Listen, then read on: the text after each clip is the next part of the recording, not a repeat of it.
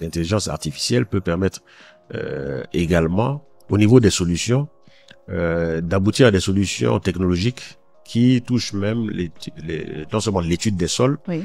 mais aussi la mise en œuvre de projets agricoles, Oui. par exemple. Ce sont des phénomènes actuels qui ont une répercussion immédiate sur notre futur. Alors, pour nous autres qui avons passé déjà un certain âge, notre futur est plus court que le vôtre. Il y a des jeunes. Donc, vous avez intérêt à vous intéresser à la préservation de votre futur. Il est important de créer un nouvel état d'esprit avec notre jeunesse. Il est important que notre jeunesse aussi participe à la recherche de solutions pour qu'elle puisse les appliquer plus facilement. Il faut, je pense, apprendre à aimer la nature. Il faut apprendre à aimer la nature. Ce que la nature nous donne est tellement riche, est tellement enrichissant, qu'il faut apprendre à aimer la nature. Cela va nous permettre de mieux la préserver. Et en préservant mieux la nature, nous allons préserver notre propre vie. C'est simple. Voilà, il ne faut pas se compliquer la vie. Bonjour à tous et à toutes et bienvenue dans City Mag, le podcast qui donne la parole aux leaders d'opinion. Je parle de ces personnes qui transforment positivement notre environnement, notre société. Et aujourd'hui, j'ai l'honneur et la mission de recevoir une personnalité engagée pour la défense de l'environnement. Anciennement ministre des Eaux et Forêts en Côte d'Ivoire de juillet 2017 à avril 2022, il est élu la même année président de la COP15 à la Conférence des Nations Unies sur la lutte contre la désertification. Et pour lever les questions autour de la durabilité environnementale et les initiatives vertes, nous accueillons avec nos salutations et la bienvenue Monsieur Alain Richard Donvaï dans City Mag. Bonjour Monsieur Donvaï. Bonjour. Bienvenue dans City Mag et aujourd'hui nous allons essentiellement parler d'environnement comme vous l'avez remarqué. Et vu votre parcours, on a parlé de COP15. Pour nos invités, la plupart ne savent pas de quoi il s'agit, donc on aimerait une définition plutôt terre à terre de ce qu'est la COP15. Alors la COP veut dire Convention of Parties. C'est une convention entre pays, 223 pays dans le monde, donc qui ont décidé de se mettre ensemble pour lutter contre un certain nombre de phénomènes. Il y a une convention donc à Rio qui a été signée en 1992 qui a établi donc la COP désertification, qui est la lutte contre la dégradation des sols, la lutte contre la sécheresse. Cette COP se réunit tous les 2 ans. Oui. C'est pour cela que depuis 30 ans, nous en sommes à la COP 15, oui. tous les 2 ans. Et au terme donc des réunions, il y a un pays qui est choisi pour assurer un mandat de présidence pour 2 ans ou 2 ans et demi. Oui. Donc la Côte d'Ivoire a organisé en 2022 donc la réunion de la convention et a eu la présidence. Donc j'ai été désigné par le président de la République pour être le candidat du pays pour assurer cette présidence, donc élu par tous les membres. Donc j'ai un mandat de 2 ans et demi qui se termine en décembre de cette année, 2024. Voilà, donc j'assure la présidence. Et en tant que président, quelles sont vos missions principales? Alors, les missions principales, c'est représenter d'abord tous les pays qui nous ont élus, donc tous les pays qui sont des parties à cette convention, et faire en sorte que les résolutions qui sont prises par la convention, il y en a beaucoup, puissent être mises en œuvre, aboutir à quelque chose de positif, bien sûr, de faire un plaidoyer pour la mise en œuvre de ces conventions-là, de ces résolutions, faire un plaidoyer politique, un plaidoyer, je dirais, économique ou financier, et puis faire en sorte que la sensibilisation soit de mise sur tout l'ensemble de la planète, que nos citoyens, les autorités, enfin tous ceux qui participent donc à la vie économique et sociale, puissent participer à la résolution de la crise, de la perte de biodiversité, de la perte de climat adéquat, et puis surtout à la dégradation des sols. Voilà. Et depuis votre prise de fonction, puisque vous êtes pratiquement à la fin de votre mandat, est-ce que selon vous la communauté internationale est suffisamment mobilisée pour faire face aux problèmes de désertification? Elle est beaucoup plus mobilisée que je l'ai vu au départ. D'accord. Je dois avouer que vous savez que même moi qui étais avant ministre donc, des eaux et forêts, n'étais pas très informé sur la COP désertification. Ah bon? Oui, je participais chaque année au COP climat, qui elle se passe chaque année. Mais la COP désertification n'était pas très connue. Il faut se dire qu'au départ, les pays avaient pensé, ou les dirigeants de ce monde avaient pensé qu'il ne s'agissait que de pays pauvres, donc liés au désert, donc autour du Sahara principalement, les pays africains, et que bon, ça avait moins d'importance que des phénomènes qui étaient plus visibles, tels que les phénomènes climatiques. Mais en fait, cette COP-là, désertification, revêt une importance qui est, je dirais, primaire ou primordiale. Primaire parce qu'elle est la première, c'est-à-dire qu'elle est la cause de toutes les autres manifestations de dérèglement. Tout à fait, la perte je dirais, de la qualité des sols va avoir une influence, un impact négatif sur la production agricole, sur la production alimentaire. Donc peut déboucher sur des crises alimentaires. Ces crises alimentaires-là peuvent avoir comme effet second des crises, je dirais, communautaires pour l'accès aux terres arables. Peut provoquer des migrations de population pour aller rechercher des terres arables, des conflits entre les éleveurs et les agriculteurs, peut entraîner des phénomènes qui sont pires que les changements climatiques, mais vont entraîner aussi la perte de biodiversité. Tout à fait. Parce que des sols moins sains vont entraîner la perte de biodiversité dans les sols et hors des sols. Exactement. Et également dans les mers.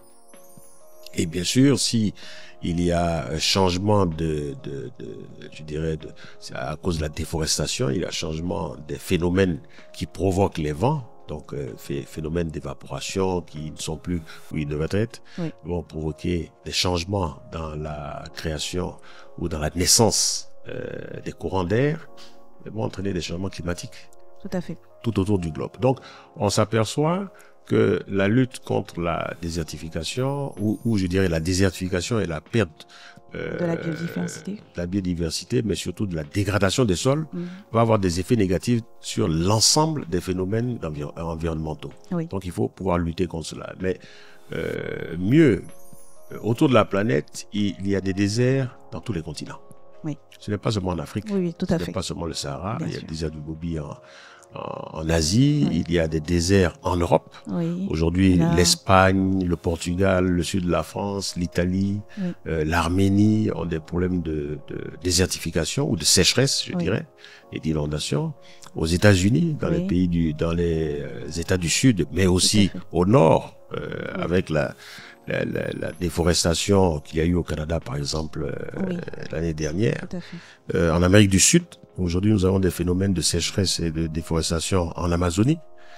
Et donc, on s'aperçoit que ces phénomènes-là touchent tous les pays.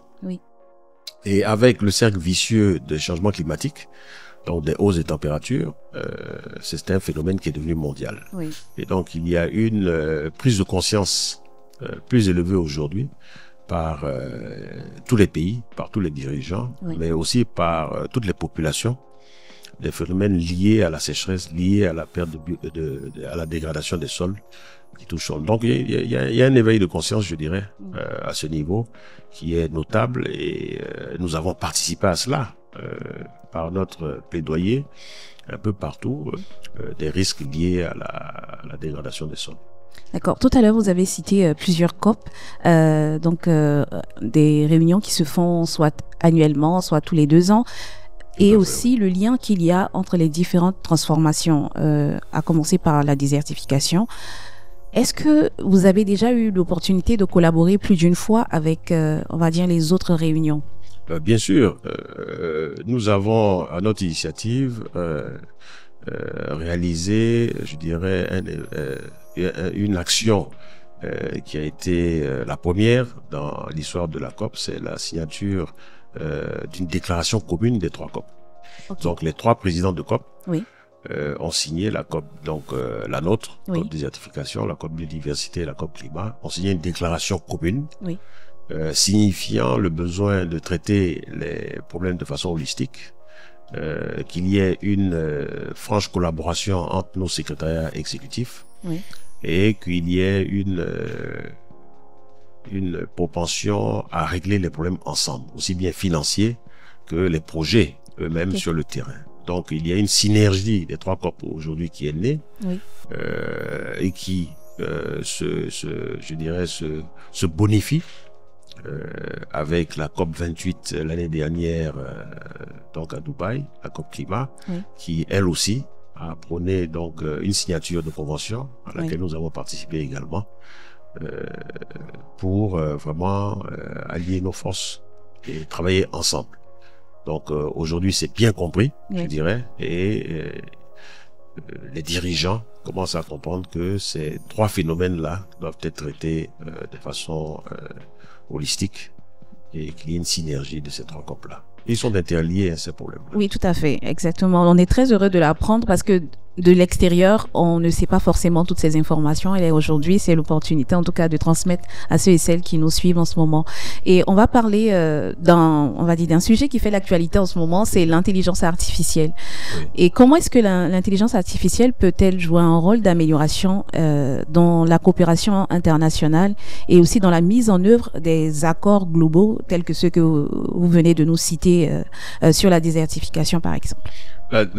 L'intelligence artificielle peut nous permettre d'aller beaucoup plus vite que précédemment dans la résolution, la mise en œuvre des solutions et dans la résolution donc des crises. L'intelligence artificielle peut permettre aux pays les moins avancés de réaliser des études beaucoup plus rapidement, avec moins de budget, donc ce sera moins onéreux, de réaliser plus rapidement, de remplir, je dirais, les fossés beaucoup plus rapidement avec l'intelligence artificielle. L'intelligence artificielle peut permettre également, au niveau des solutions, d'aboutir à des solutions technologiques qui touchent même non seulement l'étude des sols, mais aussi la mise en œuvre de projets agricoles, par exemple. Aujourd'hui, l'intelligence artificielle va permettre de communiquer plus facilement, va permettre de sensibiliser beaucoup plus facilement que ça se faisait avant, et d'intéresser, je dirais, les nouvelles générations beaucoup plus facilement à la prise de conscience, mais aussi à la participation, je dirais, à la prise de solutions et à la mise en œuvre des solutions qui sont donc acceptées par tous. Alors justement, en parlant de solutions, quelles sont celles avec la COP 15 ont été mises en place depuis votre mandat et qui vont au-delà des conventions signées et pour œuvrer au ralentissement de la désertification? Alors, le ralentissement de la désertification demande des mesures concrètes. Mais pour que ces mesures concrètes-là soient appliquées, il y a un parcours. Très souvent, il y a un parcours réglementaire, il peut y avoir un parcours législatif, il peut y avoir un parcours, je dirais, économique, parce qu'il y a des freins. Et ce sont des règles plutôt internationales ou plutôt des règles propres à chaque pays? Voilà, parce que quand il s'agit de régions où il y a plusieurs pays, ça peut être des règles internationales. Mais il faut que localement aussi, dans chaque pays, certaines mesures soient prises. Et pour prendre ces mesures-là, il y a des règles. Donc, il faut des décrets, il faut des lois, et toutes ces choses-là prennent beaucoup de temps. Le problème que nous avons, c'est qu'il faut faire en sorte que les solutions soient mises en œuvre par les communautés qui sont elles-mêmes affectées. Mais pour que cela se fasse, très souvent, il faut informer et sensibiliser les communautés elles-mêmes. Donc, c'est pour cela que nous avons essayé d'axer notre action sur l'information et la sensibilisation. Nous avons mis en place un jeu ludique qui s'appelle la fresque désertification, pour permettre donc d'informer et d'enseigner, je dirais, non seulement les causes de la désertification, les conséquences, mais aussi les solutions qu'on peut y apporter. Et nous essayons d'introduire ce jeu ludique donc à l'intérieur des écoles, mais aller plus loin dans les parlements, dans les gouvernements, parce que très souvent, les gouvernants eux-mêmes ne sont pas très au fait des problèmes liés à ces fléaux de la désertification et de la dégradation des sols. Et donc, c'est un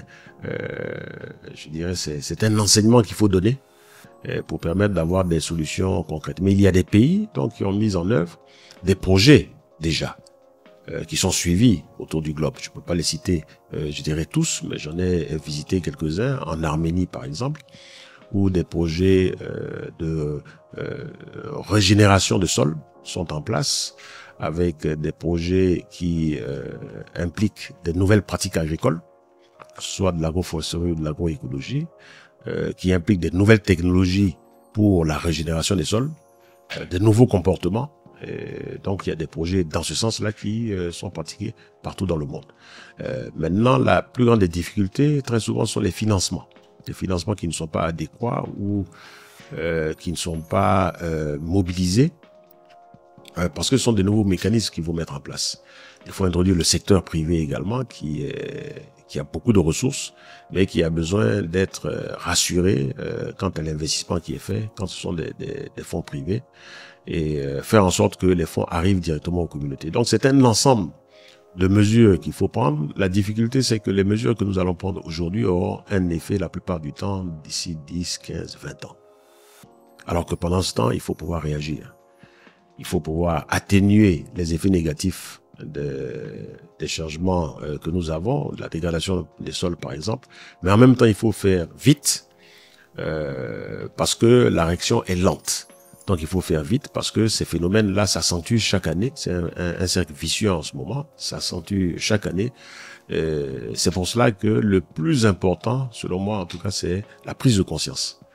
C'est le plus important. Quand nous allons commencer à changer nos habitudes, nous allons commencer à préserver notre terre et notre environnement. Alors tout à l'heure, vous avez parlé de défis et l'un des défis que vous avez évoqué, c'était le défi quant à la lenteur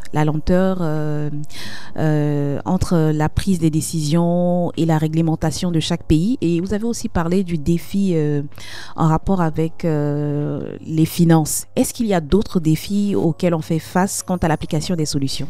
Oui, le plus grand défi, c'est la volonté. C'est la volonté. La volonté des populations, la volonté aussi parfois des gouvernants. Parce que les objectifs ne sont pas les mêmes. Les gouvernants qui ont des mandats déterminés dans le temps de 4, 5 ans, ou 6 ans, ou 7 ans pour certains, parfois prennent des décisions qui sont bénéfiques à leur mandat. Parce que quand on doit prendre des décisions qui sont impopulaires aujourd'hui pour améliorer la situation dans 20 ou 30 ans, il faut avoir la volonté de le faire. Il faut avoir le courage de prendre ces décisions-là. La même chose pour les populations. Si on vous demande d'utiliser moins d'eau pour laver votre véhicule, est-ce que vous allez accepter? Si on vous demande d'utiliser moins d'eau pour prendre votre douche, est-ce que vous allez accepter? Si on vous si on demande aux paysans d'avoir des nouvelles pratiques qui est-ce qu'ils vont l'accepter? Donc ça dépend de nous aussi. Ça dépend de tout un chacun. Mais à partir du moment où on prend conscience du besoin de préservation de notre planète, je pense qu'on peut avoir les bons gestes, avoir les bonnes réactions et être capable de faire des sacrifices pour les générations futures. Il est plus facile pour ces nouvelles générations-là d'avoir de nouveaux comportements ou des comportements qui ne sont pas liés à des pratiques anciennes, je dirais, pour les nouvelles générations. Donc, il est important de créer un nouvel état d'esprit avec notre jeunesse. Il est important que notre jeunesse aussi participe à la recherche de solutions pour qu'elle puisse les appliquer plus facilement. Donc, dans notre plaidoyer aussi, nous avons fait en sorte que la jeunesse soit entendue, pas seulement en tant qu'observateur dans nos réunions, mais en tant qu'acteur, en tant que négociateur dans nos réunions. Et cela aussi, c'est quelque chose dont nous sommes fiers. Nous avons pu faire en sorte que les jeunes soient entendus. Et parlant de jeunesse, comment est-ce que vous les impliquez de manière pratique dans l'application des solutions? Aujourd'hui, il y a des jeunes négociateurs qui sont en train d'être formés pour participer aux prochaines COP cette année. Parce que 3 COP vont se passer en même temps, au dernier trimestre de cette année. Et donc, nous sommes en train, avec le secrétariat exécutif de l'UNCCD, c'est-à-dire la nôtre, pour combattre la désertification, mais en accord avec les autres secrétariats aussi, pour former des jeunes négociateurs qui vont participer aux négociations, parce que c'est là que les décisions se prennent, et qui participent aussi sur le terrain à des actions, par des projets, dans des écoles, dans des communautés, sur la surface de la Terre. Nous avons mis en place un réseau d'envoyés spéciaux et d'ambassadeurs de la jeunesse. Je l'ai fait pour la présidence de la COP désertification et ça va se continuer avec les prochaines COP. Et comment ça se passe de manière concrète? Je vais dire en tant que jeune, je vais poser la question, je suis dans la peau d'un jeune et je veux m'intéresser, je veux avoir mon mot à dire justement lors de ces réunions-là. À qui est-ce que je m'adresse? Qui est-ce que je contacte pour pouvoir faire des formations et puis finalement participer à ces réunions où j'aurai mes avis et mes mots à dire? Mais déjà, si vous êtes intéressé, vous adressez dans chaque pays au secrétariat ou à la représentation du secrétariat. Alors, le secrétariat exécutif s'appelle UNCCD ici, et donc il y a un secrétaire permanent qui représente donc le secrétariat exécutif, et c'est vers lui que vous allez aller d'abord. Vous pouvez être amené vers, si vous êtes en Côte d'Ivoire, la présidence, puisque nous sommes donc présidents en ce moment, donc ça peut faciliter un peu les choses. D'avoir accès à la présidence de la COP, c'est pas difficile. J'ai des bureaux qui sont en Côte d'Ivoire aussi.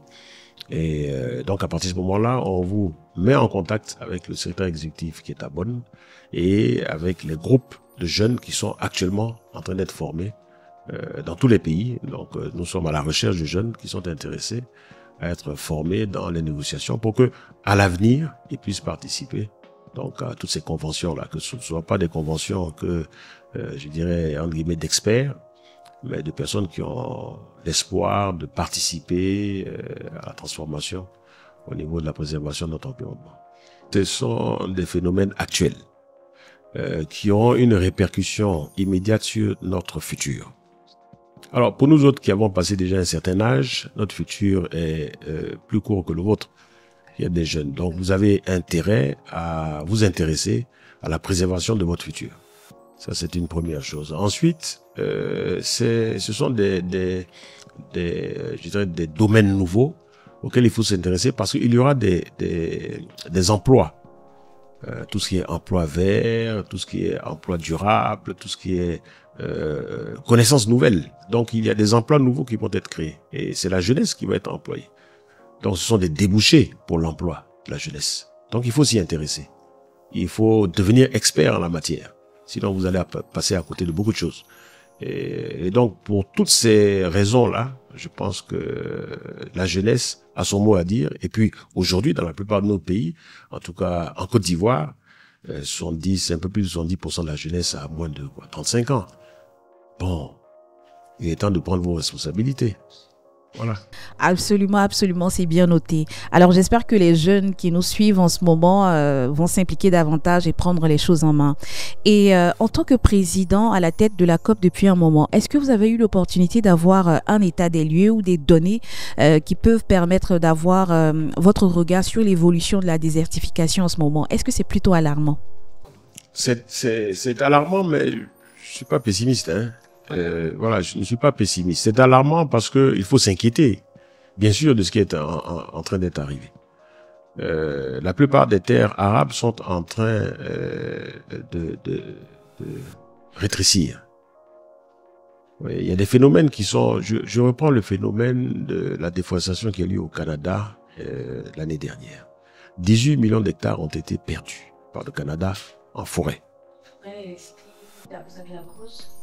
Il y a eu des incendies, mais qui aussi se propagent à cause du réchauffement climatique. Ça, c'est clair. D'accord? Donc, il y a tous ces phénomènes-là. Mais ce qu'il y a, c'est qu'il y a eu 18 millions d'hectares de pertes. C'est deux fois le Portugal. C'est beaucoup. Donc, vous voyez, l'ampleur de ces phénomènes-là fait que on doit avoir, je dirais, être inquiet. Voilà, on doit s'inquiéter. On doit s'inquiéter parce que si on y prend garde, dans quelques années, les phénomènes vont s'accélérer et on va se trouver devant le mur, devant la catastrophe. Donc, on doit s'alarmer, on doit s'inquiéter. Mais on doit être confiant que nous avons la capacité de mettre un frein à tout cela. Nous avons la capacité. Le plus important, c'est d'être capable d'atténuer les effets aujourd'hui, pendant que nous sommes en train de préparer le futur. Ce qui est important, c'est de pouvoir prévoir ce qui va se passer.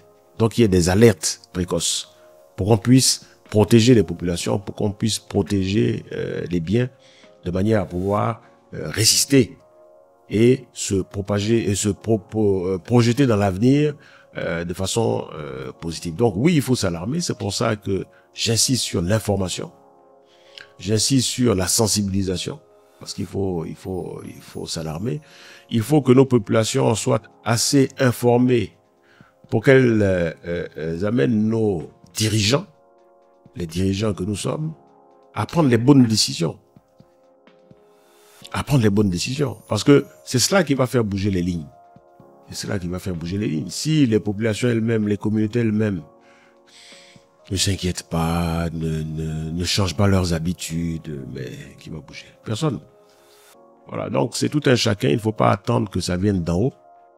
Ça, je vous le dis. Il ne faut pas attendre que ça vienne d'en haut. Nous avons la chance d'avoir dans nos pays, en tout cas dans un pays comme la Côte d'Ivoire, un président de la République qui est conscient. C'est bien pour cela qu'il a pris à cœur le mandat de la Côte d'Ivoire, cette présidence de la Côte d'Ivoire, pour que tous les moyens soient donnés au président pour faire son travail, pour être un président à plein temps, je dirais. Et c'est la première fois que nous avons un président à plein temps. Et aujourd'hui, on parle de présidence de COP. Avant cela, on ne parlait pas de présidence de COP. On parlait des réunions des COP qui se passaient pendant 15 jours dans tel ou tel pays, et puis c'est terminé. Après ça, on oubliait, et puis on attendait la prochaine COP. Mais aujourd'hui, il y a une implication des pays eux-mêmes à la présidence des COP, ne pas laisser le travail co-secrétariat permanent, mais que les présidences de COP soient plus impliquées pour qu'il y ait un changement au niveau du sommet, qu'il y ait un changement au niveau politique et qu'il y ait un phénomène d'entraînement au niveau politique pour que les choses changent véritablement. Voilà. Alors, vous avez dit que vous êtes optimiste. Quelles sont les raisons de cet optimisme-là? L'homme est bon à la fin. L'homme est bon à la fin. Sinon, nous allions arrêter d'avoir des enfants, on n'allait pas envoyer nos enfants à l'école. Je dirais, l'homme est bon. Il faut simplement pouvoir faire sortir cette étincelle-là de nous-mêmes. C'est tout. Et du coup, pour faire ressortir cette étincelle-là, vous avez parlé de l'implication de la population, notamment l'implication des jeunes, mais aussi des femmes. Et qu'en est-il? Les femmes, les résolutions qui ont été prises ici, la Convention d'Abidjan, était d'une plus grande implication, je dirais, des femmes dans la lutte contre ces phénomènes-là et la lutte contre la dégradation des sols. Vous savez que dans le domaine agricole, par exemple, les femmes ont un plus grand rôle que les hommes au niveau de l'agriculture. Mais aussi, les femmes sont plus à même d'apporter un changement dans le comportement d'un ménage. Ne serait-ce que cela. Un changement dans le comportement alimentaire d'un ménage. Un changement dans le comportement même budgétaire, bien sûr, d'un ménage. Cela fait que les centres d'intérêt peuvent être modifiés par la femme. Il faut donner une plus grande place à la femme. Il y avait un problème de propriété terrienne par la femme qui a été évoqué lors de la réunion d'Abidjan. Et donc, le travail aujourd'hui est fait pour que dans chaque pays, on puisse transformer les règles et les lois pour que la femme ait accès, un plus grand accès à la propriété. Parce que cela va permettre donc à la femme d'être plus autonome, d'être rassurée, d'être plus autonome, de pouvoir transmettre sa propriété et donc d'avoir, je dirais, un apport plus important dans la lutte contre la dégradation des sols et la sécheresse dans nos pays. En tout cas, en tant que femme, on est plutôt contente d'entendre que ces règles-là sont sur le chemin d'être votées parce que, vous l'avez dit tantôt, les femmes ont longtemps contribué à l'économie des pays, surtout à travers l'agriculture. Et savoir qu'elles seront bientôt propriétaires des terres qu'elles cultivent, c'est plutôt une avancée notable. Notable surtout que nous avons noté aussi que la femme est la première touchée par la dégradation des sols et la sécheresse. Par la rareté de l'eau. C'est la femme qui est la plus touchée. C'est elle qui, dans les zones rurales, va au marigot pour puiser l'eau. Donc, s'il y a une rareté de l'eau, il faut aller beaucoup plus loin. C'est pas l'homme qui porte, c'est la femme, c'est la jeune fille. Donc, il faut faire en sorte que les femmes, qui sont les acteurs qui sont les plus touchés par ces phénomènes climatiques, soient mieux servies et qu'elles puissent participer donc au relèvement de notre situation. Donc, un peu de justice quelque part. Oui, tout à fait. Nous arrivons à la fin de notre entrevue. Et est-ce que vous avez un mot de fin, quelques conseils que vous voulez transmettre aux personnes qui nous suivent en ce moment? Il faut, je pense, apprendre à aimer la nature. Il faut apprendre à aimer la nature. Ce que la nature nous donne est tellement riche, est tellement enrichissant, qu'il faut apprendre à aimer la nature. Cela va nous permettre de mieux la préserver. Et en préservant mieux la nature, nous allons préserver notre propre vie. C'est simple. Voilà, il ne faut pas se compliquer la vie. Voilà. En tout cas, il s'agit d'un très beau conseil et je pense que les personnes qui nous suivent en ce moment doivent bien le noter. Et ça rejoint aussi l'idée d'un de mes textes que j'ai intitulé « Allô, ici la Terre », où justement, je dis que tout ce qu'on fait à la Terre, eh bien, c'est nous qui allons prendre les pots cassés. Tout à fait. Et j'aimerais pousser un peu plus sur la question éducation, parce que je me rappelle quand on était plus jeune, des cours d'éducation civique et morale, où on nous donnait des cours concernant l'environnement et on en apprenait davantage. Malheureusement, ces cours ont eu tendance à disparaître et on aimerait avoir votre avis sur la question. Moi, j'ai demandé à notre ministre de l'Éducation nationale de pouvoir travailler sur la prise de décision suivante. Un élève, un arbre. Alors, pour passer en classe supérieure, un élève devra planter un arbre. Ça, c'est très beau. Même s'il a 20 sur 20, même s'il a A, même s'il est fort en maths ou en philosophie, pour passer en classe supérieure, il doit planter un arbre. Voilà. Si on arrive à mettre cette mesure-là en place ici en Côte d'Ivoire, ça sera déjà pas mal. Et donc, ça va sauver une bonne partie de notre avenir. Bien sûr. Voilà. Et c'est donc sur ces mots que s'achève notre échange avec M. Donvaï, qui nous a apporté beaucoup d'enseignements sur la COP15 que vous présidez et aussi sur l'environnement. On espère que vous qui nous suivez en ce moment sur YouTube et Facebook avez appris de nombreuses choses autour de l'environnement et aussi sur la COP15. Et pour ne rien rater des prochains épisodes, on va vous demander de continuer